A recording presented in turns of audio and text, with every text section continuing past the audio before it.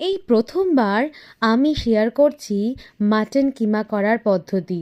যদিও এই হাতেখড়িটা একদম ইউটিউব থেকেই, পরপর স্টেপগুলো আমি তোমাদের সঙ্গে অলরেডি শেয়ার করছি। তবে বলতে পারি যে এই পদ্ধতিতে মাটন কিমা যদি তোমরা করো, টেস্ট হবে একদম খাসা। আমাদের ডিনার কিন্তু সেই দিনের জন্য জমে গেছিল। মাটনের যে কিমাটা ছিল তার মধ্যে আগে থাকতে পেঁয়াজ বাটা, আদা বাটা, রসুন বাটা, হলুদ আর সামান্য পরিমাণ লঙ্কা গুঁড়ো দিয়ে 1 ঘন্টা মতো ম্যারিনেট করে রাখা ছিল। আর এখানে বাকি যা যা পদ্ধতি করেছি স্টেপ বাই স্টেপ, সেগুলো অনুসরণ করে খুব ভালো করে কষাতে হবে।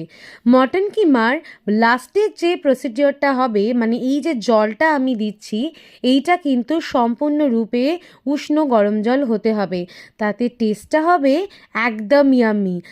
আমার মাটন কিমা তোমাদের জন্য একদম রেডি।